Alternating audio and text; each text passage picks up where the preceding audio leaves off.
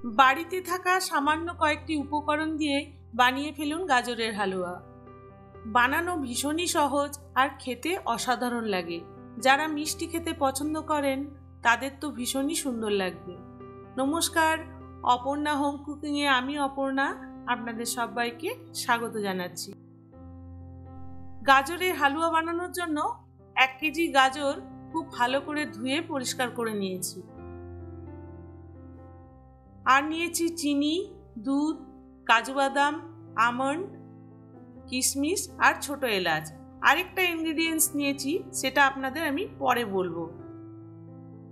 প্রথমে গাজরগুলো আগে এভাবে খোসাটা ছুলে নিতে হবে।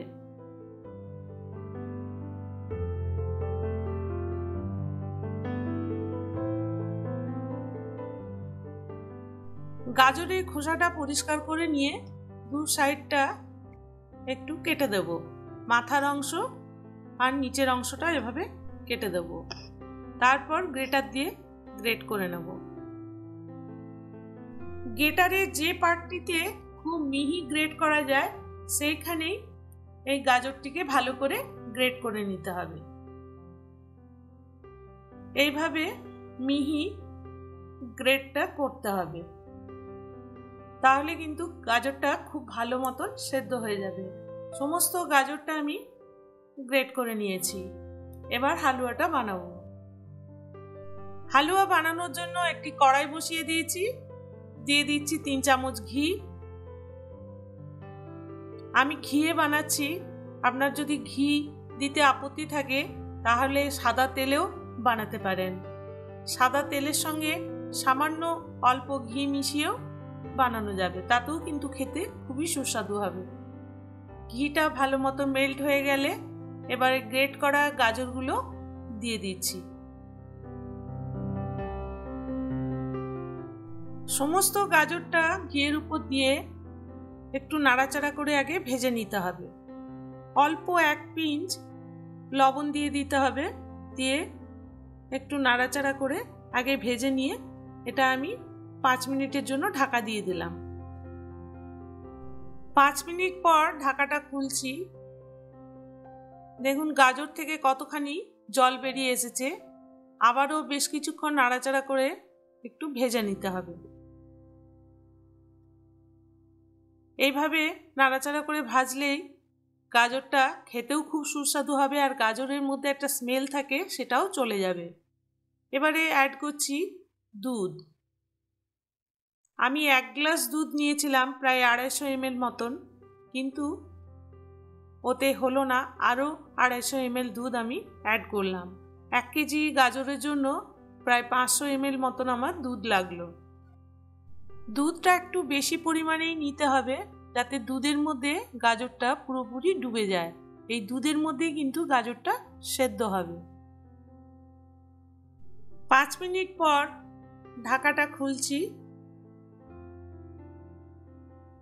আবারও খুব ভালো করে এটা মিশিয়ে একটু নাড়াচাড়া করে দিতে হবে।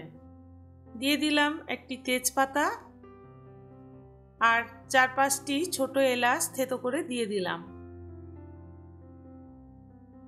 খুব ভালো করে মিশিয়ে নিয়ে এটা আবারও আমি ঢাকা দিয়ে দেবো 5 মিনিটের জন্য। এইভাবে বারবার ঢাকা দিয়ে আর নাড়াচাড়া করে গাজরটা খুব ভালো মতন সেদ্ধ করে নিতে হবে, আর দুধটাও খুব ভালো মতন শুকিয়ে নিতে হবে। দেখুন আবারও 5 মিনিট পরে ঢাকাটা খুললাম। আবারও ভালো করে নাড়াচাড়া করে দিচ্ছি।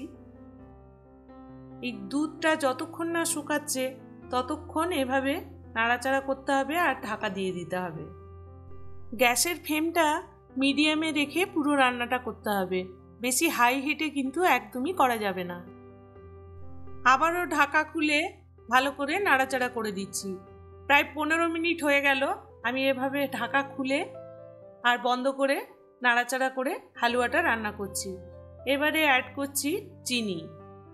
250 গ্রাম চিনি আমি অ্যাড করলাম। মিষ্টিটা আপনার পছন্দ মতন আপনি দেবেন। চিনিটা দিয়ে খুব ভালো করে আবারও মিশিয়ে নিচ্ছি। চিনি দেওয়ার পরে আবারও একটুখানি জল বেরিয়ে আসবে। এই সময় আর ঢাকা দেওয়ার প্রয়োজন নেই। ঢাকা না দিয়ে বারবার নাড়াচাড়া করে হালুয়াটা রান্না করতে হবে। লক্ষ্য রাখতে হবে যেন কড়াইয়ের মধ্যে না লেগে যায়, লেগে গেলে কিন্তু হালুয়ার টেস্ট একদমই ভালো লাগবে না। পুরো রান্নাটা মিডিয়াম হিটেই করতে হবে, হাই হিটে করা চলবে না। অ্যাড করে দিচ্ছি 1 মুঠো কিশমিশ আর কাজু বাদাম আর আমন্ড গ্রেট করে রেখেছিলাম সেটা দিয়ে খুব ভালো করে নাড়াচাড়া করে আবারও বেশ কিছুক্ষণ এটা রান্না করতে হবে। এবারে দিয়ে দিচ্ছি সেই যে ইনগ্রিডিয়েন্টসটা আপনাদের আগে বলিনি সেইটা এবার অ্যাড করলাম। 1 কাপ গুঁড়ো দুধ, এই জায়গায় আপনারা খোয়া ক্ষীরও ব্যবহার করতে পারেন।